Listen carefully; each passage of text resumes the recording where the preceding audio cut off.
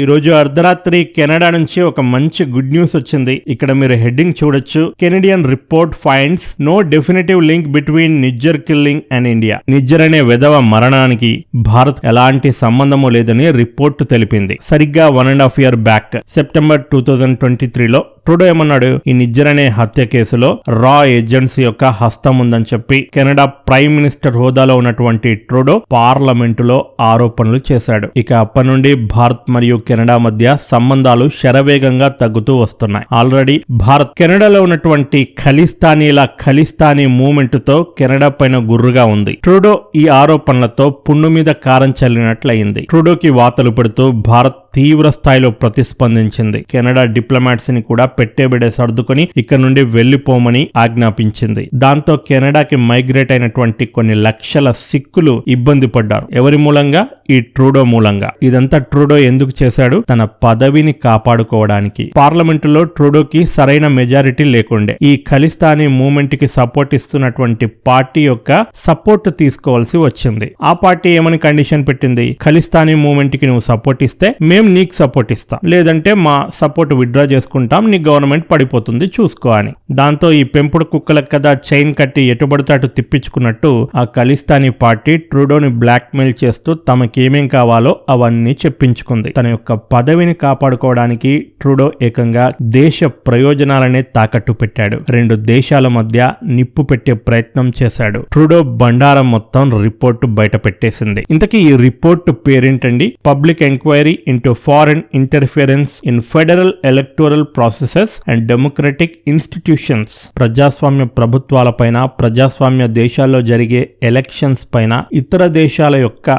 Interference, foreign interference ఎలా ఉంటుంది, ఏ దేశాలు ఇంటర్ఫియరెన్స్ చేసే ప్రయత్నం చేశాయి, ఇవన్నీ కూడా ఈ రిపోర్టులో ఇన్వెస్టిగేట్ చేయడం జరిగింది. చివరగా చూసుకున్నట్లయితే ఇలాంటి ఎలిగేషన్స్ అనేవి చాలా పాపులర్ అయిన సంఘటన 2016లో అమెరికాలో ట్రంప్ భారీ మెజారిటీతో విజయం అయితే సాధించాడు. కానీ విజయం సాధించాక అపోజిషన్ పార్టీస్ మరియు మీడియా ఏమని ఆరోపించిందంటే రష్యా అమెరికా ఎలక్షన్స్ లో ఇంటర్ఫిరెన్స్ చేసింది. ట్రంప్ కు తెలుసో తెలియకుండానో ఏదైతే ఏం కానీ ట్రంప్ గెలవడానికి ఇండైరెక్ట్ గా రష్యా సహాయం చేసింది. ఎలా సహాయం చేస్తుంది? తన యొక్క మీడియాను ఉపయోగించి గాని, తన యొక్క ఏజెంట్స్ ను ఉపయోగించి గాని ఇండైరెక్ట్ గా వీళ్ళు ట్రంప్ గెలవడానికి సహాయం చేశారట. టెక్నాలజీ ఉపయోగించి, హ్యాకింగ్ విధానాలను ఉపయోగించి, డేటాను దొంగిలించి, అంటే సామ, దాన, భేద, దండోపాయాలు ఏదో ఒక దాన్ని ఉపయోగించి మొత్తానికైతే రష్యా ట్రంప్ గెలవడానికి శాయశక్తుల ప్రయత్నించి అమెరికా ఎలక్షన్స్ లో ఇంటర్ఫిరెన్స్ చేసిందని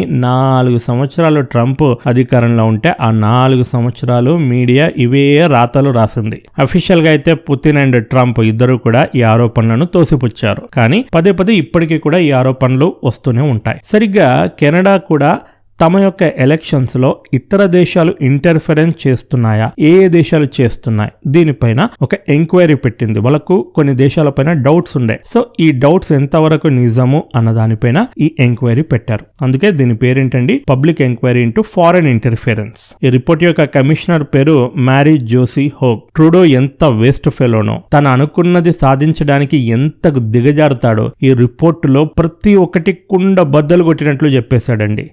Disinformation is used as a retaliatory tactic to punish decisions that run contrary to states' interest. ఇక్కడ కొద్దిగా మర్యాదపూర్వకంగా రిపోర్టులో స్టేట్స్ ఇంట్రెస్ట్ అని ఉంది, కానీ నిజానికి స్టేట్ ఇంట్రెస్ట్ కాదు, అది ట్రూడో ఇంట్రెస్ట్. అంటే దేశ ప్రయోజనాల కోసం కాదు, ట్రూడో తన సొంత ప్రయోజనాల కోసం తన పదవిని కాపాడుకోవడానికి ఎంతగా దిగజారాడో ఈ రిపోర్ట్ తెలిపింది. ఏం చేసేవాడట ట్రూడో? డిస్ఇన్ఫర్మేషన్, ఈ పదాన్ని వాడారు ఇక్కడ చూడండి. డిస్ఇన్ఫర్మేషన్ అంటే తప్పుడు ఇన్ఫర్మేషన్ ఇచ్చేవాడు, తప్పుడు ఆరోపణలు చేసేవాడు, తప్పుడు విధానాలను ప్రచారం చేసేవాడు. సాధారణంగా డిస్ఇన్ఫర్మేషన్ అనగానే నాకైతే మొట్టమొదట గుర్తుకొచ్చే ఒక గుంటనక్క దేశం ఉంది. ఆ దేశం పేరు మన పక్కలో బలెన్లా ఉన్నటువంటి గుంటనక్క దేశం పాకీజా. 2008లో భారత్ పైన టెర్రరిస్ట్ అటాక్ జరిగింది. అటాక్ చేసిన వాళ్ళందరూ పాకిస్తాన్ అని సాక్ష్యాధారాలతో సహా బయటపడింది. సాటిలైట్ లో వాళ్ళ కన్వర్జేషన్స్ అన్ని కూడా ఆన్లైన్ లో చూడొచ్చు మనం, బయటపడ్డాయి. కసాబ్ రెడ్ హ్యాండెడ్ గా దొరికాడు. వాడే చెప్పాడు, నేను పాకిస్తాన్ నుండి వచ్చాను, నాకు డబ్బుల కోసం ఇదంతా చేశాను అని. ఇంత చెప్పినా లేదు వాళ్లకు మాకు ఎలాంటి సంబంధము లేదు అని పాకిస్తాన్ అంది. వాళ్ళ శవాలని పాకిస్తాన్కి తిరిగి పంపించాలని భారత్ ప్రయత్నిస్తే ఆ లెవెల్లో మాకు తెలియదు, కావాలని పాకిస్తాన్ ఇరికించాలని చూస్తుంది అని తప్పుడు వాదనలు వాదించడం మొదలుపెట్టింది. గతంలో హైదరాబాద్ లో గోకుల్ చాట్ తో సహా అనేక ప్రాంతాల్లో టెర్రరిస్ట్ అటాకులు జరిగాయి. భారత్ ఎప్పుడు పాకిస్తాన్ పైన ఆరోపించినా వాటికి మాకు ఎలాంటి సంబంధము లేదు. అంటే డిస్ఇన్ఫర్మేషన్ అనే ఒక ఆటని ఒలింపిక్స్ లో గనక ప్రవేశపెడితే పాకిస్తాన్ కి నంబర్ 1 ఫస్ట్ ప్రైజ్ వస్తుంది. అలాంటి పాకిస్తాన్ తో ట్రూడో వెధవ పోటీ పడుతూ వచ్చాడు. డిస్ఇన్ఫర్మేషన్ ని తన ప్రధాన ఆయుధంగా చేసుకున్నాడు. ఏ విషయాల్లో అయితే తను టాకిల్ చేయలేడో, తనకి ఆ సిచ్యువేషన్ ని హ్యాండిల్ చేయడం అసాధ్యంగా కనిపిస్తుందో అప్పుడు ట్రూడో ఈ డిస్ఇన్ఫర్మేషన్ అనే ఆయుధాన్ని బయటకు తీసేవాడని రిపోర్టు తెలిపింది. నేను చెప్పట్లేదు. This may have been the case with the disinformation campaign that followed the prime minister's announcement regarding suspected Indian involvement in the killing of Hardeep Singh Nijjar. సరిగ్గా ఈ హర్దీప్ సింగ్ నిజ్జర్ హత్య కేసులో కూడా భారత రా ఏజెంట్ల పాత్ర ఉందని, భారత పాత్ర ఉందని, ట్రూడో ఆరోపణల వెనుక కూడా ఈ డిస్ఇన్ఫర్మేషన్ హస్తం ఉందని రిపోర్టు తెలిపిందండి. Though again no definitive link to a foreign state could be proven. నిజానికి నిజ్జర్ హత్య కేసులో ఒక ఫారెన్ దేశం యొక్క హస్తం ఉందని మా ఇన్వెస్టిగేషన్ లో ఎలాంటి ఆధారము దొరకలేదని రిపోర్ట్ కుండబద్దలు కొట్టినట్లు భారత్ కి క్లీన్ చిట్ ఇచ్చిందండి. జూన్ 2023లో ఈ నిజ్జర్ ఒక గురుద్వారా బయట చంపబడ్డాడు. ఎలా చంపబడ్డాడో అనేక సార్లు నేను వీడియోలో ఎక్స్ప్లెయిన్ చేశాను. The 123 page report also talked of expelling 6 Indian diplomats. ఆధారమే లేని ఆరోపణలు చేయడమే కాకుండా ఈ కేసుకు సంబంధించి ట్రూడో ఏం చేశాడండి, భారత్ కి చెందినటువంటి 6 డిప్లొమాట్స్ ని ఎక్స్పెల్ చేశాడు. అంటే దేశం నుండి వెలగొట్టాడు. ఆధారమే లేదు. దాంతో భారత్ కూడా ఏం చేసింది, మరుసటి రోజే 6 కెనడియన్ డిప్లొమాట్స్ ని ఎక్స్పెల్ చేసింది. నోటుకు నోటు, ఓటుకు ఓటు, వేటుకు వేటు. Announce the withdrawal of it's high commissioner. Diplomats ని మాత్రమే కాదు, కెనడా హై కమిషనర్ ఎవరైతే ఉన్నారో అతన్ని కూడా పెట్టబెడే సర్దుకోమని వెళ్ళిపోమని చెప్పేశాం. The relations between India and Canada came under severe strain following Trudeau's allegations. Trudeau చేసినటువంటి ఈ ఆరోపణల కారణంగా భారత్ మరియు కెనడా మధ్య సంబంధాలు తీవ్ర స్థాయిలో దెబ్బతిన్నాయని రిపోర్ట్ తెలిపింది. బ్రిటిష్ పరిపాలన కాలంలో ఈ బ్రిటిషర్స్ చాలా మంది కూడా ఈ సిక్కులని సేవకులుగా కెనడాకి తీసుకుని వెళ్లిపోయారు. అలా వెళ్ళినటువంటి చాలా మంది సిక్కులు అక్కడే సెటిల్ అయ్యారు. ఆ తర్వాత వాళ్ళ బంధువులు ఒక్కొక్కరుగా ఇక్కడ నుండి కొన్ని లక్షల సంఖ్యలో కెనడాకి వలసపోయారు. కెనడాలో ఏంటంటే భూభాగం చాలా ఎక్కువగా ఉంటుంది, పాపులేషన్ చాలా తక్కువగా ఉంటుంది. దాంతో అక్కడ పనిచేసే వాళ్ళ కొరత ఉంది. కాబట్టి ఏ దేశం నుండి ఎవరు వచ్చినా సరే కెనడా ఓపెన్ టు ఆల్, అందరినీ ఆహ్వానించేది. అలా భారత్ నుండి చాలా పెద్ద మొత్తంలో ఈ సిక్కులు కెనడాకి మైగ్రేట్ అయి అక్కడ సెటిల్ అయ్యారు. అలా వెళ్లిన కొంతమందిలో ఖలిస్తానీ కుక్కలు కూడా ఉన్నారు. ఒకప్పుడు భారత్ లో ఈ ఖలిస్తానీ మూవ్మెంట్ అనేది చాలా పెద్ద ఎత్తున జరిగింది. కానీ ఐరన్ లేడీగా పిలువబడే ఇందిరాగాంధీ గారు అమృత్సర్ లో ఉన్నటువంటి స్వర్ణ దేవాలయంగా పిలిచే గురుద్వారాలోకి మిలిటరీని పంపి మరీ బ్రిందన్వాలాను చంపించింది. దాంతో ఖలిస్తానీ మూవ్మెంట్ కి చెక్ పడింది. ఈ విషయంలో మాత్రం మనం ఇందిరాగాంధీ గారికి హ్యాట్స్ ఆఫ్ చెప్పాలి. దాంతో ఇక్కడ పప్పులు ఉడకకపోవడంతో ఈ ఖలిస్తానీ కుక్కలు ఏం చేశాయంటే దొంగ పాస్పోర్ట్ తీసుకొని దొంగ వేషాల్లో కెనడాకి మైగ్రేట్ అయి అక్కడ ఖలిస్తానీ మూవ్మెంట్ నడిపించడం స్టార్ట్ చేశారు. నిజ్జర్ కూడా ఇక్కడ ప్లంబర్ పని చేసుకునేవాడు. దొంగ పాస్పోర్ట్ తీసుకొని అక్కడికి వెళ్లి అక్కడ ఖలిస్తానీ మూవ్మెంట్ నాయకుడు అయిపోయాడు ఏకంగా. నిజ్జర్ని వెంటనే భారత్ కి పంపించాలని భారత్ ట్రూడోకి ఎప్పుడు రిక్వెస్ట్ చేసిందండి, 2018లోనే రిక్వెస్ట్ చేసింది. కానీ ట్రూడో భారత్ యొక్క అభ్యర్థనలను ఏమాత్రం పట్టించుకోలేదు. అంతేకాదు జూలై 2020లో భారత్ ఈ నిజ్జర్ని ఒక టెర్రరిస్ట్ గా డిక్లేర్ చేసింది. ఫిబ్రవరి 1997లో ఈ నిజ్జర్ అనే విధవ రవి శర్మ అనే డూప్లికేట్ పేరుతో డూప్లికేట్ పాస్పోర్ట్ తో ఉత్తరాఖండ్ నుండి కెనడాకి పారిపోయాడు. కెనడా వీడిపైన ఎలాంటి ఎంక్వైరీ చేయకుండా నేరుగా కెనడియన్ సిటిజన్షిప్ ఇచ్చిందండి. అలాంటి ఒక టెర్రరిస్ట్ విధవ మరణిస్తే వాడి మరణాన్ని ట్రూడో ఇంత రాద్ధాంతం చేశాడు. ఒక టెర్రరిస్ట్ విధవ కోసం ఏకంగా ఒక దేశాన్ని దూరం చేసుకున్నాడంటే ఇతడు ఎంత తెలివి తక్కువ విధవో వెధవో అర్థమవుతుంది. అలాంటి వెధవకి బైడెన్ ఫుల్ సపోర్ట్ ఇచ్చాడు. బైడెన్ సపోర్ట్ చూసుకుని ట్రూడో తెగ ఎగిరాడు. చివరికి ట్రంప్ రాగానే రెక్కలు తెంపేశాడు. ట్రూడో ప్రధానమంత్రి పదవి గోవింద, అధికారాన్ని కోల్పోయాడు. భారత కెనడా సంబంధాలు చాలా కీలకమైనవని ఇంగిత జ్ఞానం కూడా ట్రూడోకి లేదు. కెనడాలో 28 లక్షల సిక్కులు నివసిస్తున్నారు 2024 గణాంకాల ప్రకారం. పప్పు చేసిన తప్పుకి భారత్ వీసా రెస్ట్రిక్షన్స్ విధించడంతో 28 లక్షల సిక్కులు ఇబ్బంది పడ్డారు. ఇప్పుడు పొద్దున ఎలక్షన్ జరిగితే వాళ్ళంతా ఎందుకు ఓటేస్తారండి? వ్యతిరేకంగానే ఓటేస్తారు. అంటే తన పదవిని కాపాడుకోవడానికి తన దేశాన్నే కాదు పార్టీని కూడా తాకట్టు పెట్టేశాడు. ఇక ఈ రిపోర్టులో మరొక కోణాన్ని చూద్దాం. భారత్ పైన ఈ రిపోర్టులో ఒక ఎలిగేషన్ కూడా ఉంది. ఫస్ట్ ఎలిగేషన్ చైనా పైన, సెకండ్ ఎలిగేషన్ భారత్ పైన. ఏంటి అంటే ఈ కెనడా ఎలక్షన్స్ లో ఫారెన్ ఇంటర్ఫియరెన్స్ ఏముంది అన్న దానిపైన వీళ్ళు ఇన్వెస్టిగేషన్ చేశారన్నా కదా.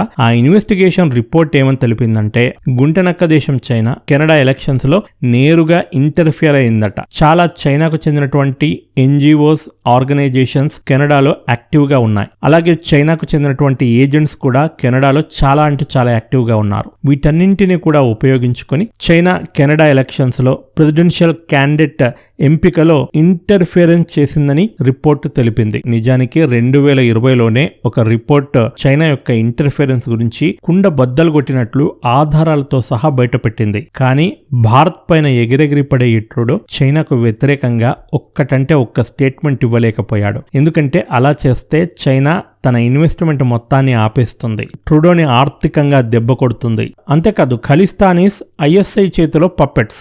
ఈ ఐఎస్ఐ చైనా పెరట్లో పెరిగే కుక్కలు. కాబట్టి చైనా ఈ ఐఎస్ఐని అడ్డుపెట్టుకుని ఖలిస్తానీ మూవ్మెంట్ కి సపోర్ట్ చేస్తున్న పార్టీని గెలికి సపోర్టుని వెనక్కి తీసుకునేటట్లు చేస్తే ఏమైతుంది? ట్రూడో గవర్నమెంట్ పడిపోతుంది. కాబట్టి చైనాను ఏమాత్రం గెలకడానికి ట్రూడో భయపడిపోయాడు. డబుల్ స్టాండర్డ్ చూడండి. ఇంత చేసిన చైనా పైన ఒక్క స్టేట్మెంట్ కూడా ఇవ్వలేదు. ఎలాంటి ఆధారాలు లేని భారత్ పైన మాత్రం ఎగిరెగిరి పడుతోంది.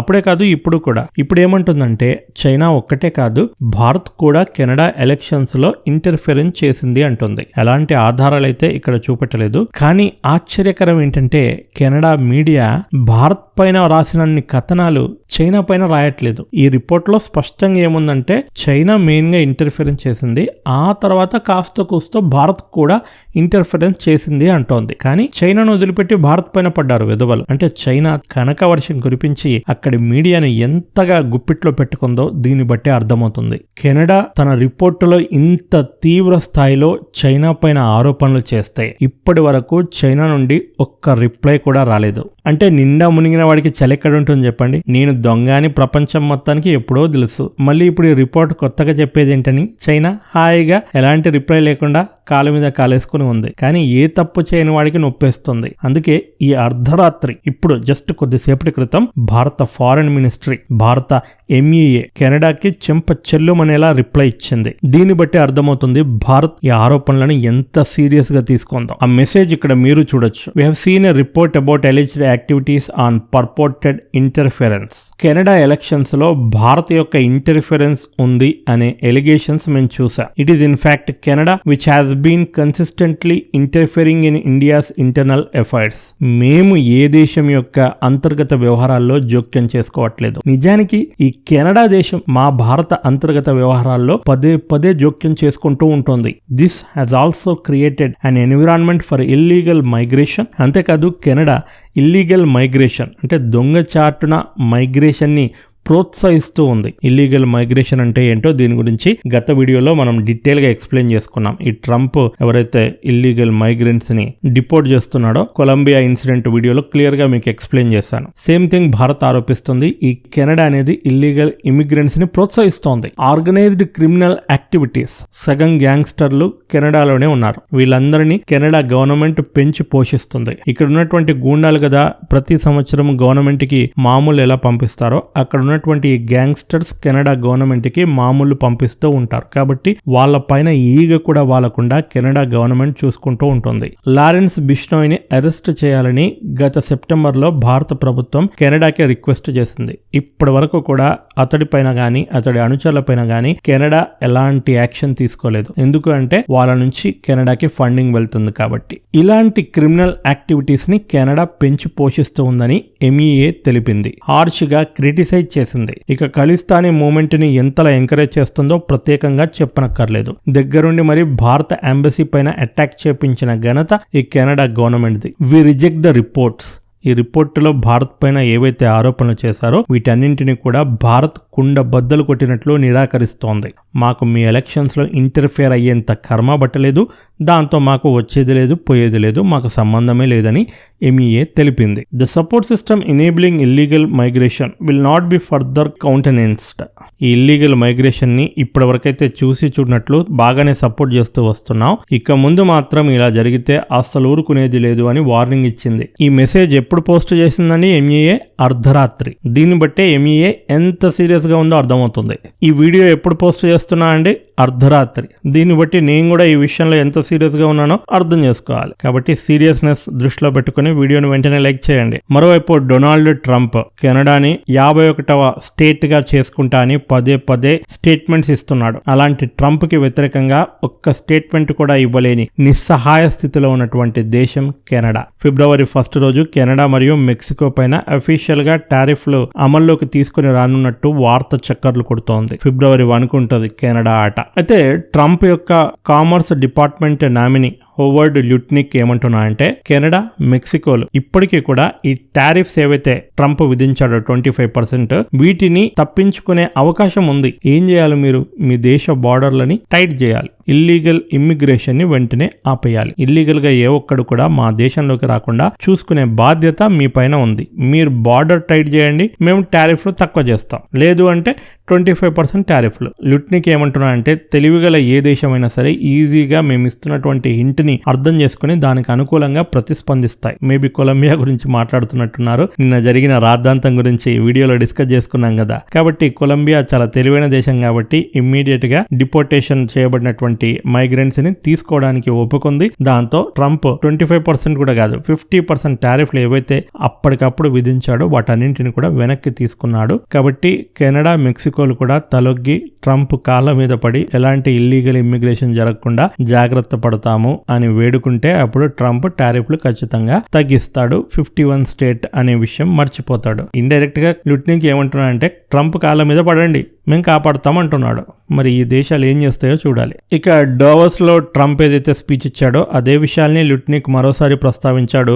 మా పైన అనేక దేశాలు విచ్చలవిడిగా టారిఫ్లు విధిస్తున్నారు. ది ట్రీట్ అస్ పూర్లీ, మమ్మల్ని చాలా బ్యాడ్ గా ట్రీట్ చేస్తున్నారు. అంటే ఏంటి? అమెరికన్ ప్రొడక్ట్స్ అంటే ఏషియా టారిఫ్లు, అమెరికా దగ్గర మస్తు డబ్బులున్నాయి అనే రీతిలో అన్ని దేశాలు కూడా మా పైన టారిఫ్లు యథేచ్ఛగా విధిస్తున్నాయి. కానీ మేము మాత్రం ఏ దేశం పైన కూడా అంతలా టారిఫ్లు విధించట్లేదు, నామినల్ గానే టారిఫ్లు విధిస్తున్నాం. కాబట్టి అన్ని దేశాలు వాళ్ళ ప్రొడక్ట్స్ ని యథేచ్ఛగా అమెరికాకు వచ్చి అమ్ముకుంటున్నారు. కానీ మేము వేరే దేశంకి వెళ్లి అమ్ముకోవాలని చూస్తే మాత్రం మామూలుగా లేవు టారిఫ్లు. ఇదెక్కడ న్యాయం? కాబట్టి టారిఫ్లు అనేవి సరిసమానంగా ఈక్వల్ గా ఉండాలి. మీరు మా ప్రొడక్ట్స్ పైన అయితే టారిఫ్లు తగ్గించండి, లేదంటే మీ ప్రొడక్ట్స్ పైన మెయిన్ టారిఫ్లు పెంచుతామంది. మన దేశం నుండి నాకు వస్తున్నటువంటి సమాచారం ఏంటంటే భారత్ కూడా అమెరికన్ ప్రొడక్ట్స్ పైన టారిఫ్లు తగ్గించాలని నిర్ణయం తీసుకున్నట్టు ఒక హింట్ అయితే నాకు వచ్చింది. రేపో మాపో ఇది అఫీషియల్ గా అనౌన్స్ చేయనున్నారు, లేదా బడ్జెట్ లో తెలుపనున్నారు. మొత్తానికి భారత్ పైన ఇష్టం వచ్చినట్లు కారు కోతలు కోసినటువంటి ట్రుడో తిక్క కుదిరింది. మొట్టమొదట ప్రైమ్ మినిస్టర్ పదవిని కోల్పోయాడు. ఇప్పుడు కాస్త కూస్తో ఎక్కడో ఏ కొంచెమో మిగిలిపోయిన ఇజ్జత్ కూడా ఈ రిపోర్ట్ తీసి పడేసింది. భారత్ కి క్లీన్ చిట్ ఇచ్చింది. మీకోసం అర్ధరాత్రి వెంటనే వీడియో తీసుకొచ్చాను. వీడియో తప్పకుండా లైక్ చేయండి, 10 మందికి షేర్ చేయండి. ఇలాంటి మరిన్ని ఇన్ఫర్మేటివ్ వీడియోస్ కోసం ఛానల్ ని సబ్స్క్రైబ్ చేసుకోండి. నోటిఫికేషన్స్ కోసం బెల్ ఐకాన్ ప్రెస్ చేయండి. ఇది వీడియో. మరో వీడియోతో మళ్ళీ కలుద్దాం. This is Prashant signing off. Bye bye and take care. Jai Hind. Vande Mataram.